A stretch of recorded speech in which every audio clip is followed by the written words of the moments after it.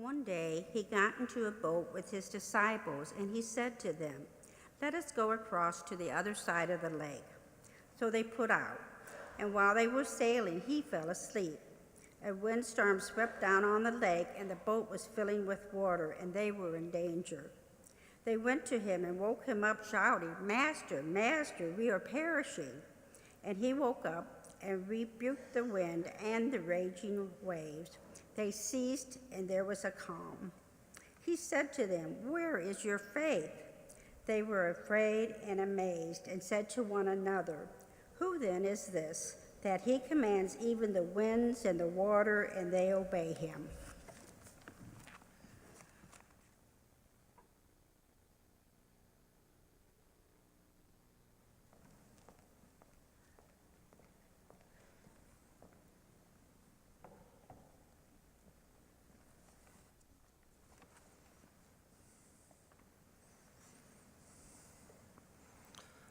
Jesus and his followers were in the midst of life.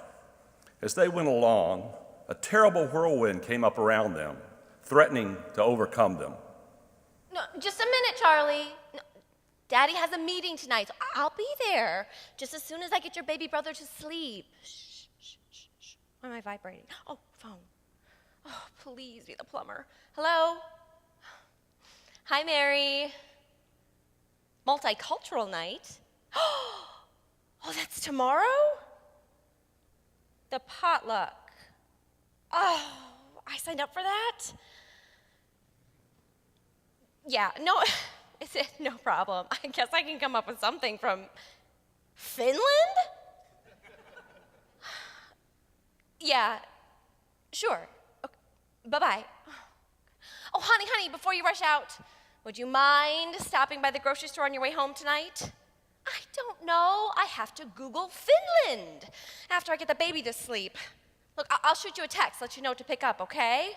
Oh, Charlie, I can't right now, sweetie. Look, Mommy has a lot to do tonight. Oh.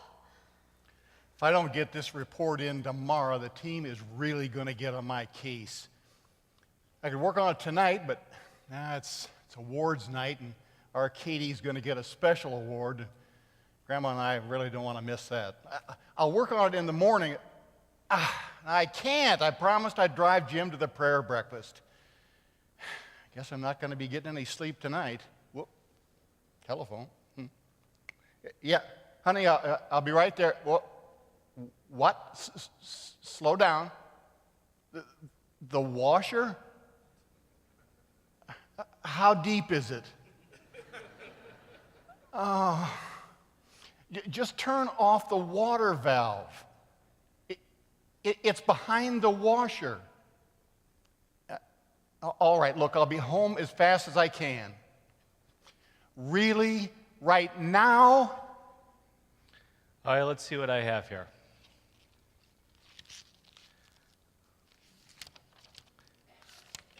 I have staff meeting all day on Monday, hospital visits on Monday night. Tuesday is a prayer breakfast. That's early, but at least I'll have a couple hours of sermon prep before the 12 o'clock lunch with the city pastors group. Then I have a meeting at 4 with Sarah's high school teacher, and then a 7 o'clock meeting with the finance team. All right, Wednesday, I got Bible study, men's group, a few more hours for sermon prep, counseling sessions, and then a wedding rehearsal. Seriously, Lord, I know it's important, and I like it. I do. But how am I supposed to lead my flock when I'm feeling like I'm flying by the seat of my pants half the time? I spend so much time trying to do your work, I don't know if I'm coming or going. I need to make an appointment, please. Okay, got my travel guide, my tickets. If I can just get this last little bit of packing done, we will be ready to go. I can't believe we are finally going to get to cross this trip off our bucket list. I wonder where Jim is. He's taking so... Oh, my phone. Speak of the devil. Aloha, we are almost ready to go. Wait a minute. Yeah, I'm Mrs. Reynolds, but who is this? The police? An accident? What kind? Oh my God. How badly is he hurt? Oh, no. Oh, yes, I'm still here, but yes, I can be there, right? I can have a neighbor drive me, but you tell him I will be right there, okay? Oh, God, please. All this while it seemed that Jesus was asleep, unaware, tuned out, disinterested, nearby but not connected. The followers cried out to Jesus. God, all I ask for is a little peace and quiet. Look, I can't remember the last time I was just still or had time to hold my children and appreciate who they are, as opposed to handling them like another item on my to-do list. I've got a refrigerator with nothing in it, piles of laundry, mountains of dishes in the sink, a leaky faucet, and very little meaningful time with my husband, let alone time for myself. I know I don't take the time to look for you every day, but when I do, usually in the middle of a crisis, it just seems like you're never really there, or at least I can't seem to find you amid all the diapers, the dishes, the laundries, the toys, the runny noses, the whining, the tantrum, the noise. Lord, I just can't do it. It's impossible to keep up. I can't be everything everybody wants me to be. Worker, husband, father, handyman, spiritual brother, disciple, plumber. I'm tired. I'm burned out. I'm at the end of my rope. Some days I just want to call it quits. Do you even care that I'm in a crisis here? Where are you? I hate this, Lord. I have to be on all the time.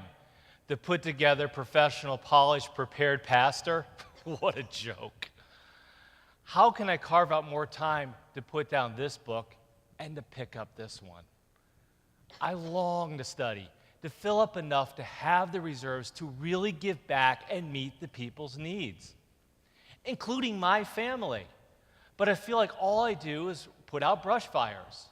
I run here, run there, get ready for this program, that meeting, here's a crisis, there a campaign, everywhere, quack, quack. I feel like I'm quacking up.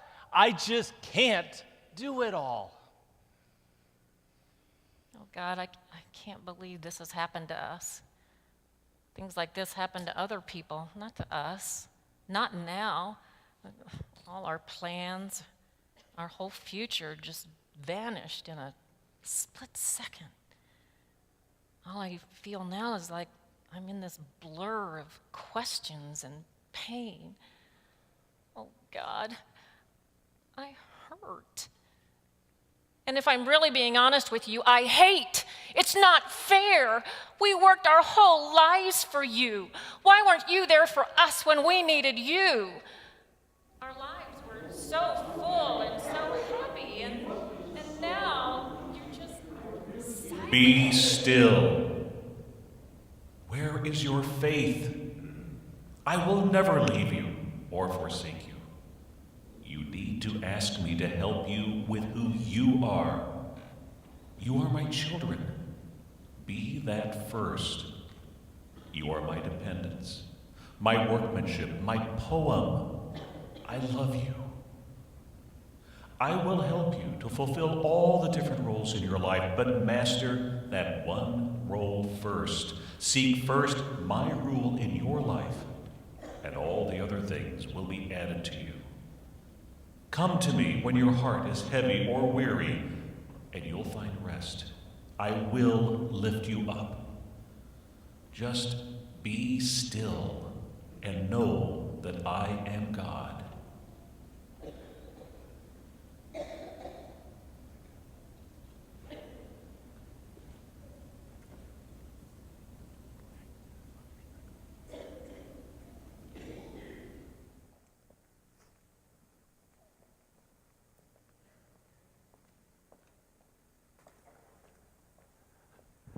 The storms of life.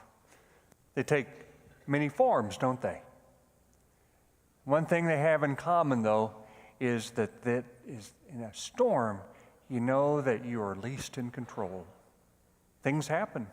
Accidents, bad lab reports, saying goodbye to loved ones, strained relationships, loss of jobs, you know.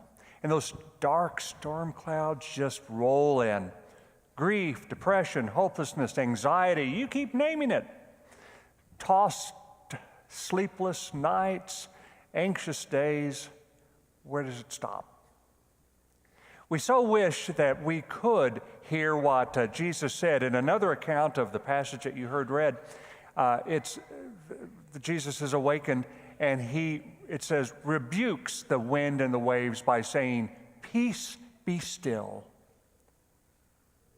And we would love to have, in the midst of our storms, to hear that voice, "Peace, be still," and everything calm out. But it doesn't happen that way, does it?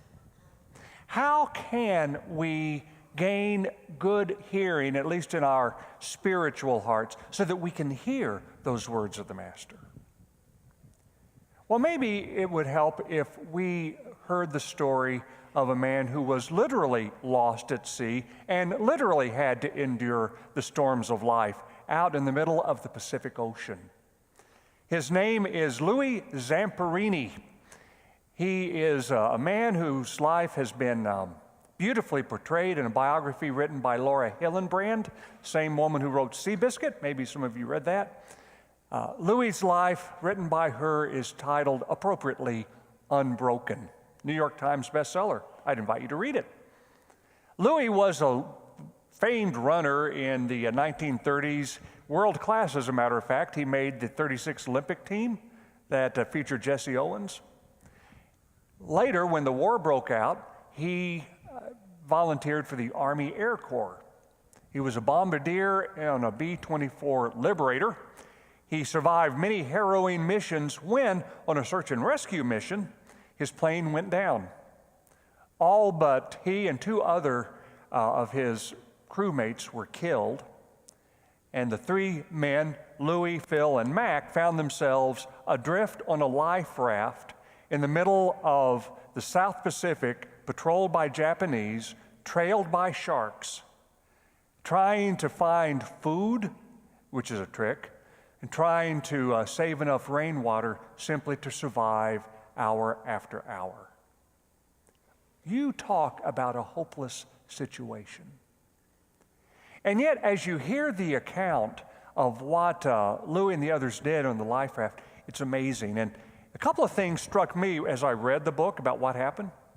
And one thing that struck me is this, that oftentimes when you're in the middle of that storm, when you're in the middle of difficulty and out of control and vulnerable, that is when you start seeing things a bit differently, especially how you discover your life and yourself a little differently and how you relate differently.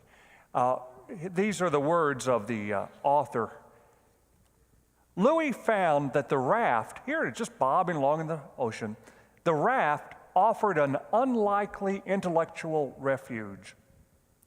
He had never recognized how noisy the civilized world was, but here, drifting in almost total silence, his mind was freed of an encumbrance that civilization had imposed on it. In his head, he could roam anywhere, and he found that his mind was quick and clear, his imagination unfettered and supple. He could stay with a thought for hours, turning it about. And isn't that what happens when you find yourself in a time of pain, in a time of a storm, when you're crying out like this?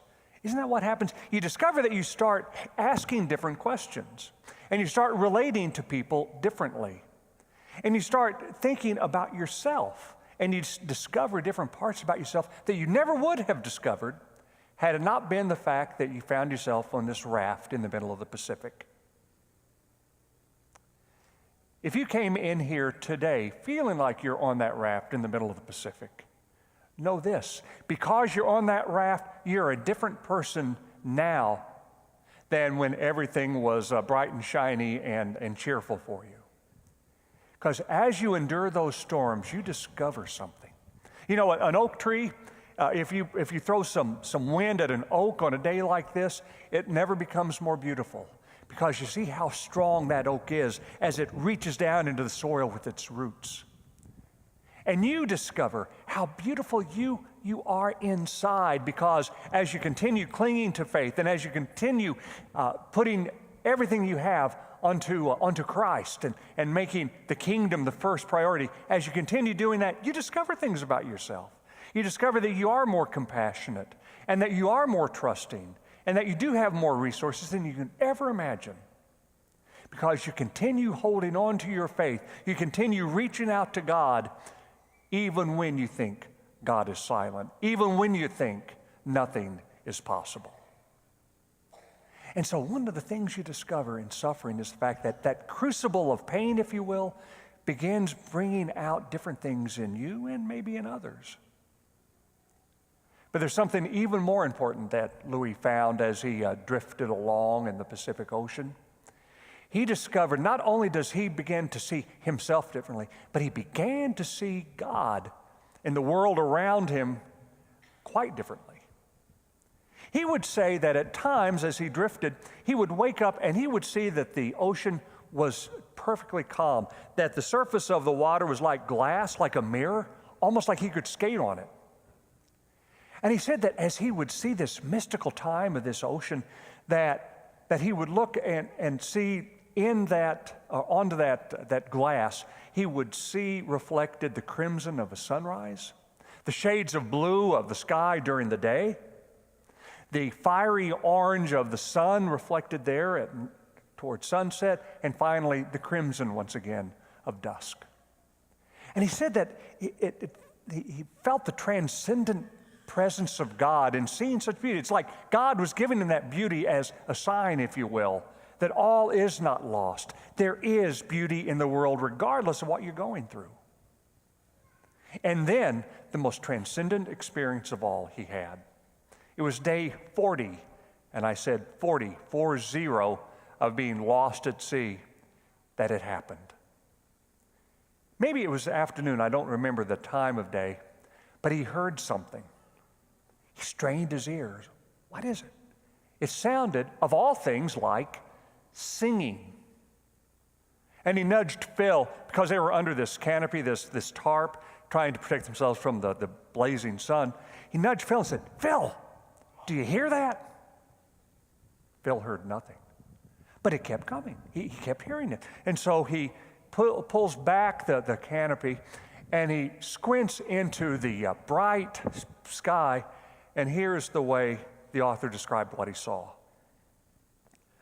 Above him, floating in a bright cloud, Louis saw human figures silhouetted against the sky. He counted 21 of them. They were singing the sweetest song he had ever heard. Louis stared up astonished, listening to the singing. What he was seeing and hearing was impossible, and yet he felt absolutely lucid. This was, he felt certain, no hallucination, no vision. He sat under the singers, listening to their voices, memorizing the melody until they faded away. Phil had heard and seen nothing.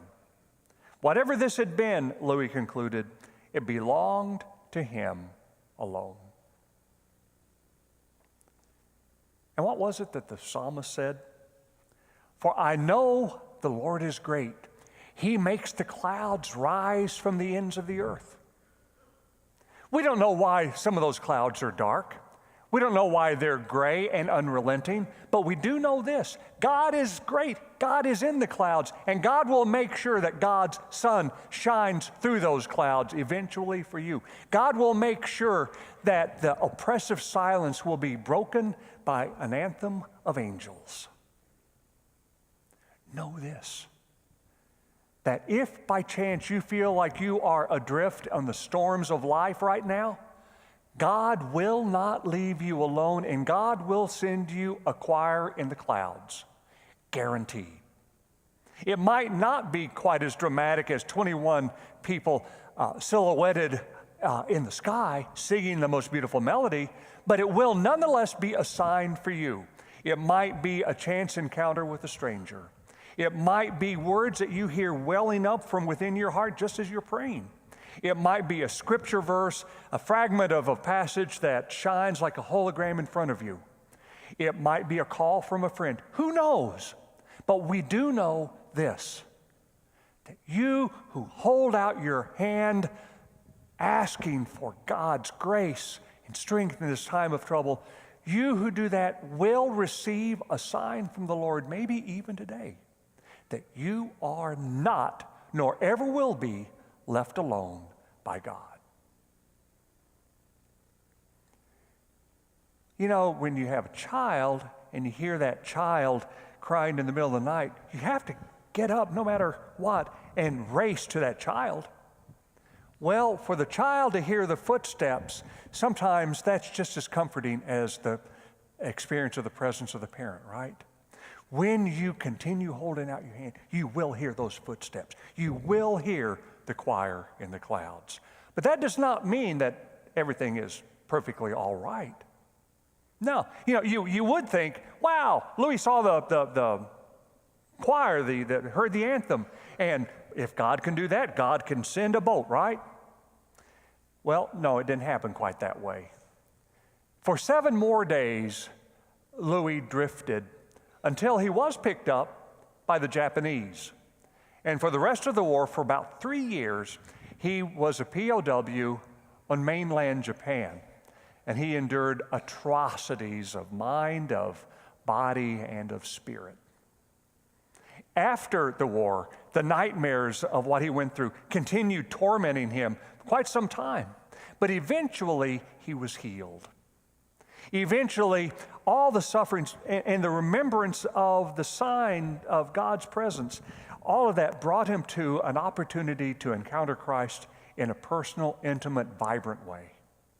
It was almost as if the depths of the pain that he had enabled him to experience the greater depths of the love that God had for him in Jesus. And so it is for you. Remember, God will come to you in some fashion. It might not make everything perfect, but you will find the strength and the hope that you need.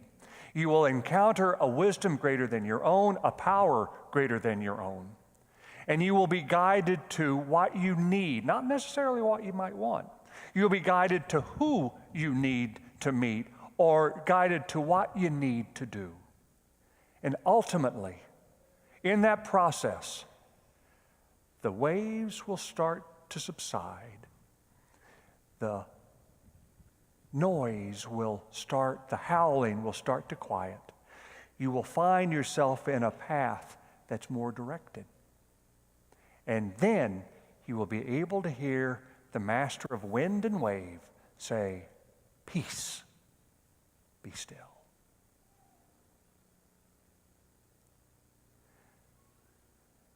You know, I said there were 3 people in the raft, in the lifeboat. Only 2 made it, Louis and Phil. The third one was a nice young man named Mac, but from the very beginning, second he found himself on the life raft, Mac started feeling a sense of resignation. And that resignation kept him from fully participating in the survival work that Phil and Louis were doing. And the author, Laura, put a very chilling statement in the book, said, Louis and Phil's optimism and Mac's hopelessness were becoming self-fulfilling prophecies. Only Louis and Phil survived. And the fact that you are here on a grady, cloudy, stormy day, the fact that you are here means that you are kin to Louis and to Phil. Because you have that hope that will overcome despair. You have that inspiration that will give you direction. Because you believe that God will send that choir in the clouds, maybe even today. All you have to do is listen for the music. Listen for the music.